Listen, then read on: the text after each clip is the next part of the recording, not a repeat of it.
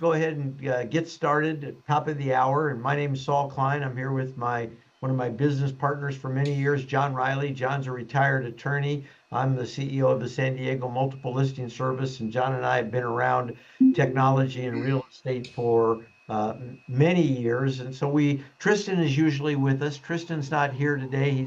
He's off doing something else. But John and I said we'd be glad to take this. And the show is called The Update. And the reason we call it The Update is there's so many things to update every week and to talk about.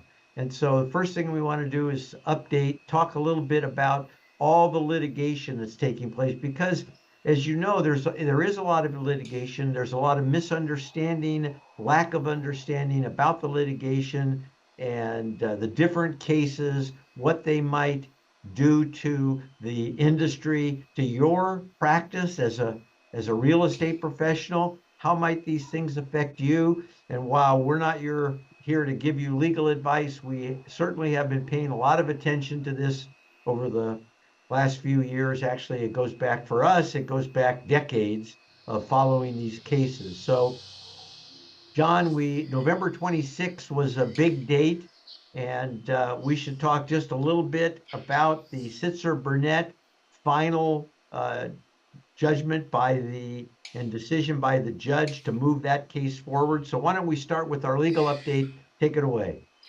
Okay, well, I've got a scorecard here because there's so much that's still going on.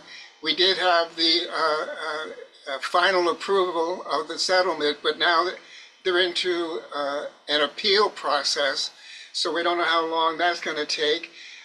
They have accumulated over $1 billion in the settlement fund because lately a number of what we call the $2 billion club, the brokerages with the large amounts of revenue, had to actually come up with money out of their pockets.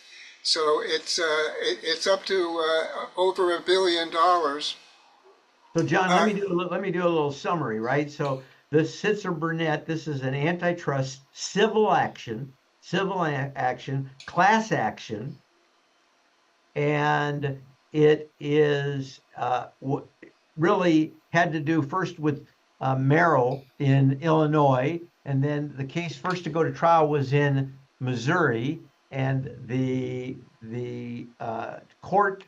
jury found against the defendants, against the National Association of Realtors and the major brokerage franchises, and it was it was a $3 trillion when it was multi-billion dollar judgment, and then there was a settlement. So it's civil action.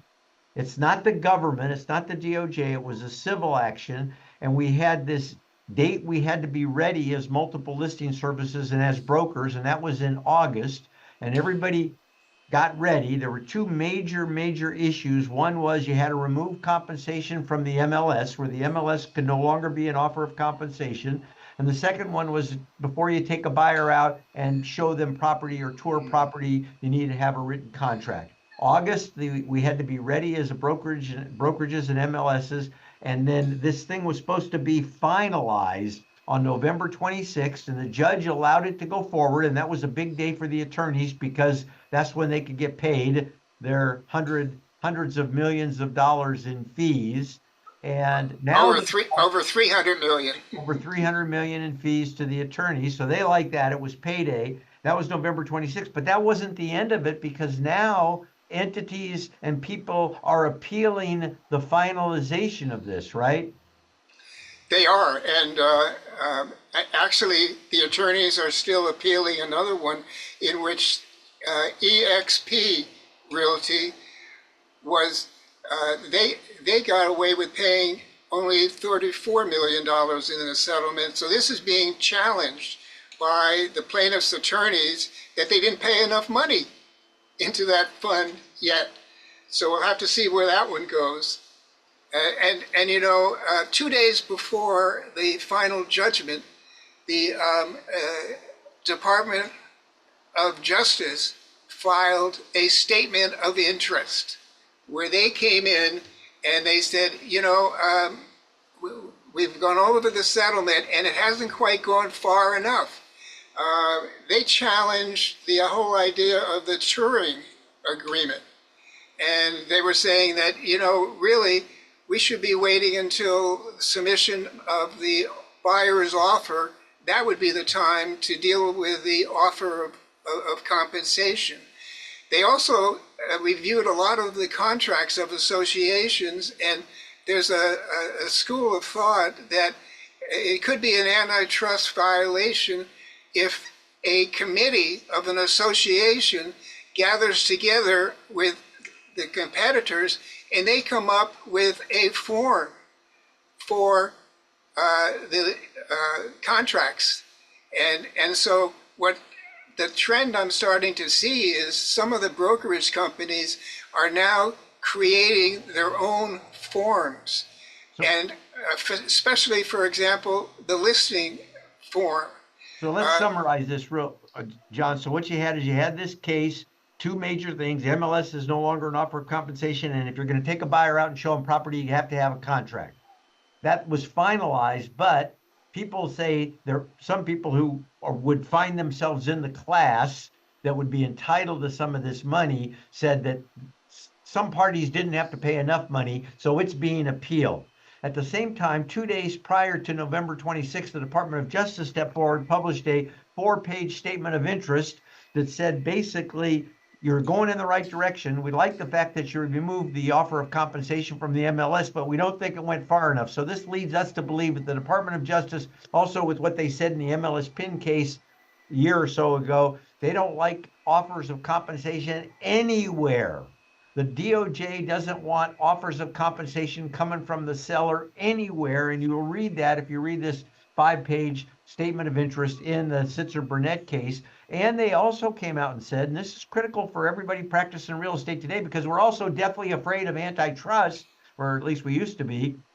And they say that this requirement that you have a written contract before you take a buyer out to show them a property, that might be an antitrust violation. And the DOJ said, look, the courts did what they did. We don't really like it. We're not really in agreement with it. It's in the right direction.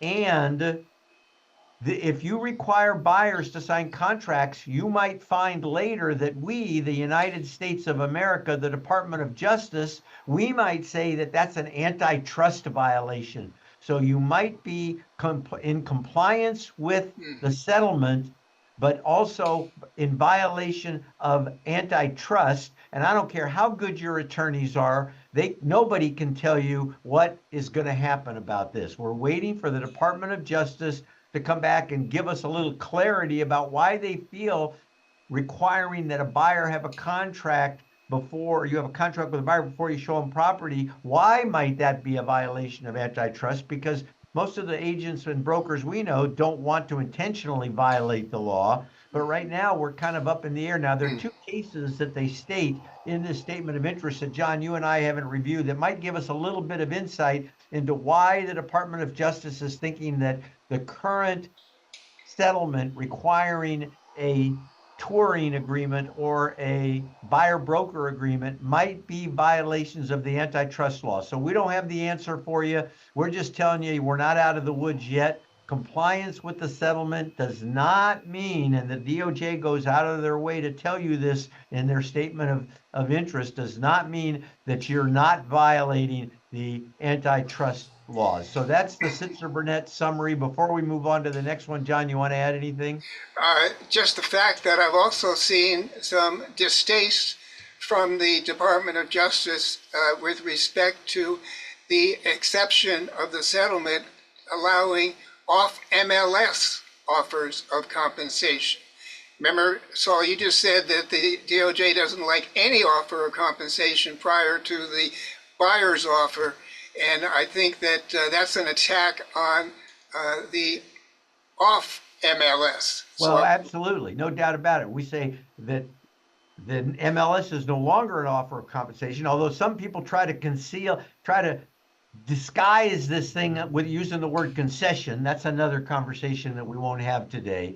But yeah, it's not on the MLS, but it's still according to the settlement, it's okay off the MLS, but the Department of Justice doesn't like that. And so we're thinking that we might see some more guidance. Hopefully we'll see guidance from the Department of Justice before they sue somebody for a violation of the antitrust laws. Well, you know, the Sitzer case concerned homeowners as the plaintiffs.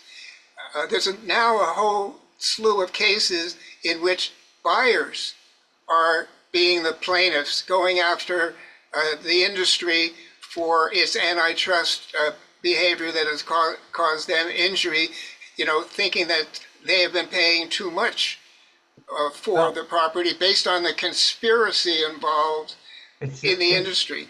It's the same claim. So people who bought, so the Sitzer Burnett covered people who sold property, who might also have bought property, and they're part of the class. But there are those people that didn't sell anything and bought property, and they would have the same complaints against the NAR model rules that there's a conspiracy, right? The same argument. But for people who hadn't sold but who had only bought, and that seems to be an equally large case, and now they've got the precedent of Sitzer Burnett. So that's, what's the name of that case, John? The Batten case? The Batten case. So again, for those of you that are listening, the first case, Sitzer Burnett, we're not out of the woods on that. There's some things we have to be aware of. And there's also, we haven't even touched on the buy side. And remember, these cases go back like 4 years. And so if you were somebody that bought real estate, in this case, in the last 4 years, you might be a member of the class. For Sitzer Burnett, if you're somebody who sold real estate in the last 4 years, then you're part of the class. And these are class action civil lawsuits. And then you got the DOJ piece. So the Baton case is similar to Sitzer Burnett, but it's the buy side. Then there's the Homey case, John. What's that about? Well, the Homey case is about a new claim of group boycotts.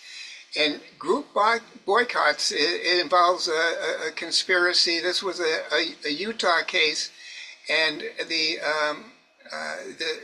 case did initially involve the Utah Association of Realtors, but they've been dismissed from that case, and it's just focused on NAR. But the thing with a group boycott case is that is a per se illegal antitrust. And I think we found out, you know, in this Sitzer case where the judge used the per se theory, it's almost like automatic. The jury is not going to really decide that issue. The case is pretty much going to be just talking about damages if it's a per se case. And that's what the Homey case is. And it's very, very, very active. Well, John, so I see a lot of these, a number of people ask questions, and what they have to realize, all of us have to understand, is antitrust law is not like other law. And so, you know, what you think is common sense and what I think is common sense and what you think is logical and what I think is logical, it doesn't really matter. It doesn't matter what you think. Oh, well, this is, you know, what about other industries? It doesn't matter. You have to deal with this. Oh, what about the states that have passed laws? They have, but remember, federal law will take precedence over state law. So we don't know where this is going. We don't know what the Department of Justice is going to say, but the fact is that until it gets worked out, we're kind of dealing in this no man's land. And yes, the federal government could come in and say, we don't care that the state passed something. It's a violation of the federal antitrust laws.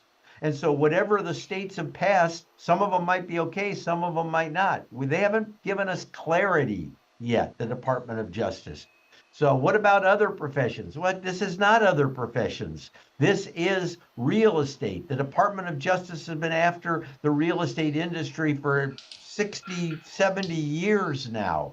And again, antitrust law doesn't have to make sense to me. It doesn't have to make sense to you, but we do have to pay attention to it. And as realtors, we've always believed that commissions are competitive, that, right, all these things that we all know, those people that have practiced real estate, but that doesn't mean that the government can't step forward and make it hard on MLSs, brokerage firms, franchises, based on the government's position that the industry is not competitive enough. And we've watched the industry, we watched the Department of Justice go after other industries. Didn't make a whole lot of sense to us either. When we looked at things over the years, we watched the breakup of AT&T, and we see, pulling the Internet Explorer out of Windows, and the DOJ is not just after the real estate industry. It's after what it believes to be anti-competitive behavior. And we would disagree, but we're not the people making the decisions. And we've been focused on the residential part of our industry. There's a major case called the Real Page case, which is based on commercial price fixing. And they use the word monopolize, and that's what they're after. And that case just had an interesting development because criminal charges were also initiated, not just civil. Criminal charges, but those criminal charges, I think a couple of days ago, were dismissed, and now it's just focused on the civil side of it. But that's the power the DOJ has. They can use their criminal device, and that's where they team up also with the Federal Trade Commission. So there are a couple of entities. That's where you and I developed our fear of antitrust, where some of the initial antitrust cases were, I think they were looking at criminal activity. When brokers got together and talked about commission and talked about saying, don't show somebody else's property or don't do business with them. And so don't talk about commission. When people bring up commission, stand up and noisily walk out of the room. Wasn't that something do not be involved in any conversations? And so for at least, when you and I were active in the real estate space, people were very conscious of this and did not want to do anything to violate or to bring down the wrath of the DOJ. And now it seems people are questioning, well, how can the DOJ do that? You just have to be, and our point is we have to be aware. We have to make sure that we know this is going on, act prudently, talk to your broker, talk to your attorneys, make sure that you're on the right track. Don't think that we're off the hook just because November 26th has come and gone. So we talked about Sitzer Burnett, we talked about Baton, we talked about the Homey case, the group boycott. What other cases should we be kind of paying attention to? Well, there are two companion cases, the TAM case and the PLI cases, and both of those are going to be now reheard. They were initially dismissed because there was arguments that the plaintiffs did not show a antitrust injury, but that's because they were only analyzing that case on the conspiracies involved with the consumer at the far end of the transaction. They ignored the fact that the real conspiracy was in denying people access to having their product with some new innovative devices enter the market. In other words, they were not getting access to the MLS. So that case is going to have some real meaning, I'm sure. So, John, those were cases where when the market was just really, really hot and people were withholding their listings from the MLS because they were, is this right? They were forming like private groups and small groups, and there were TAN, the Top Agent Network, and I always call it PLS, but groups that said, we don't want to have to put the listings in the MLS. We want to be able to offer them off the MLS. And then that's where this idea of clear cooperation came up. And so isn't clear cooperation part of this? And clear cooperation really is about a number of things, but the primary thing that for you and I is this idea of mandatory submission. So the fact that when you get a listing, you have to put it in the MLS within a certain period of time. And what if a seller doesn't want to put their listing in the MLS? Well, it doesn't matter if you're a member of the MLS, you have to put it in the MLS. And when the market's hot, some people wanted to withhold their listings, and some people created new technologies to allow that to happen. And those cases were pushed aside, but now they're back. That's what you're saying? So that's again, just something else we have to be aware of, and it brings up CCP, clear cooperation policy. And clear cooperation policy is something else that's a target of the multiple list of the DOJ, right? The DOJ is looking hard at that. Well, you know, there's an ongoing case with the DOJ against NAR, and that one is presently kind of hung up, waiting a reaction from the United States Supreme Court. But that case got to the point of some civil investigative demand, CIDs, being issued against NAR, where they had to produce their records. So that's a hot case that is, we're kind of in a delay period, which seems to be a strategy often used, you know, by the defendants in the case. But So clear cooperation is going to be heavily part of that case. so there's a lot of litigation You and got it. right, and affecting the way in which we practice, and some things are very easy to see what you have to do to comply, and some things aren't so easy. And so all this litigation sets the industry up ripe for what they refer to as disruption, John. Yeah. And so now, because the litigation is a distraction, there's opportunities for new entities and enterprises to enter into the space and to perhaps make the real estate buying and selling marketplace, which I believe is the envy of the world and the best marketplace in the world. And real estate is almost liquid if you think about it. And the good that's come out of multiple listing services and what realtors do and real estate professionals do is amazing to me. It's ripe for being picked apart right now. And so we've talked about players outside the industry that might want to get into the industry.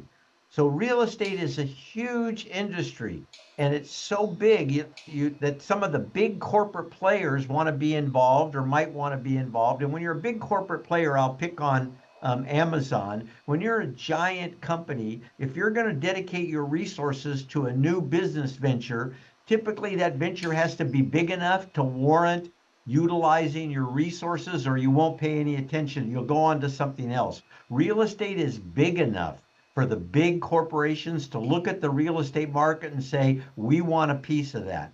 We want a piece of the real estate sales. We want a piece of the financing. Right now, you've heard us say it before. You're going to hear more about it in the next year or so. And that's digitization of the home mortgage process and financing of loans and the cost of financing loans. So we did a video the other day, and by the way, you can go to thedataadvocate.com where John and I have summarized all these cases numerous times, and we talked about just as in our imagination, we imagine that Amazon would like to get into the real estate space, and they could make a lot of money getting into the real estate space without having to charge commissions, or at least the way commissions are currently charged, because if they could tie the front end, the loan to that, and then they could have the transactional part of that, and then all the data that they collect during that process is valuable.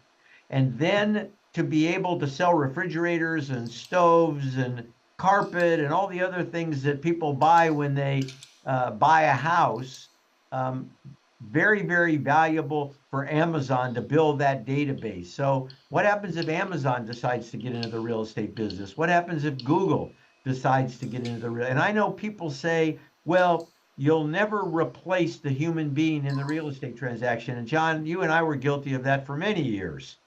And but now I'd like to ask people, you got to think about this with AI these days. And think about 3 to 5 years from now. What do you do that couldn't be done by technology 3 to 5 years from now? And as you think about that, think about what is the job description of the person 5 years from now? What's the job description of the person who we today call a mortgage loan officer? What's the job description of the person who we call a real estate broker? What's the job description of the person we call a real estate agent? 5 years from now, what's the job description? and start thinking about that. And what are the skill sets required 5 years from now? What are the skill sets that are going to be required of the mortgage loan officer, of the real estate broker, of the real estate agent? And start to define your future and start to define your compelling argument.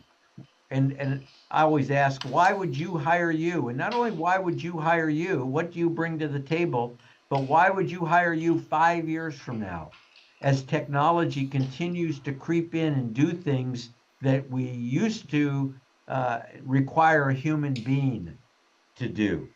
So, what's your compelling argument? Why would you hire you? And if the answer is I would never hire, I always used to joke, I'm in San Diego. Well, shoot, if I had a piece of real estate, a residential piece of real estate to sell, I wouldn't hire me. I'd hire Maxine Gellens. I see her everywhere. She sells all kinds of property, and I'd want somebody that really sells a lot of property. My practice compared to hers was completely different. And we offered property management, and we offered financial planning, and we had a tax service, and we did 1031 tax deferred exchanges. But what are the things that will differentiate you from your competition as we move into the future, as we see commission compression? And I think we'll continue to see commission compression. And what happens is all this litigation distracts us. So don't let the litigation distract you from your practice of real estate, and continue to go out and serve buyers and sellers in the best way you can, but pay attention to what's going on in the background. I might add one way to pay attention to what's going on in the background is to take a look at thedataadvocate.com, where we post a lot of these cases that we've been discussing, plus some projections of the future, and we'll post some of the clips that we were going to put in today but didn't. Especially the one Saul about the use of a bot. But this was something that was filmed, what, 15 years ago, Simone? Yeah, people say to me, well, how do you know what's going to happen in the future? Well, we don't, but I can tell you this, that the dots that create what the future looks like, a lot of those dots are there already. And so back in the 90s, John, you and I decided when we discovered the internet that it was a miracle. And we decided that it was a great place to advertise properties for sale. And we got NAR to hire us to consult with the creation of a brand new concept, which turned out to be Realtor.com. And it was way ahead of its time. But we could see where it was going because we could see these dots. The dots are there. And then we saw the opportunity because we were teachers. We thought, the internet's a great tool for teaching. We have to figure out how to teach and how to create online courses. And then we got the contract from NAR to create ePro, which was the technology certification program of the National Association of Realtors. And we just knew that was the future because we could see little pieces of it right in front of us, even though we couldn't see the final product. And then we saw this idea of, people are going to want to send their listings out to some of these new websites. They're going to want to syndicate their data. And so we got active and involved, and we could see that. So you can do the same thing. You can see the direction of the industry through the dots that are already, the mud that people have already thrown against the wall. And if you pay attention to it, you'll be able to define your future. And that's critical in a business like real estate, because when all is said and done, you work for yourself. And you decide how hard you're going to work and what you're going to work on. And real estate's a great industry, gives us a lot of opportunity to work in a lot of different areas. But there are a lot of people that would like to take bites out of what you're already doing. And that's okay. Pay attention to it, and you'll find new territory. And what I like to say to people is that your wildest dream is not wild enough. No matter what you think about the future, the wildest dream you can have in your imagination, your wildest dream is not wild enough. I wear this kind of a watch thing that I can get phone calls on. And when I was a kid, this was people's wildest dream, Dick right? Tracy. And yeah, Dick Tracy was like that will never happen. That's like totally science fiction. And science fiction is more science now than it is fiction. So John, it was great. Tristan will be back with us next week.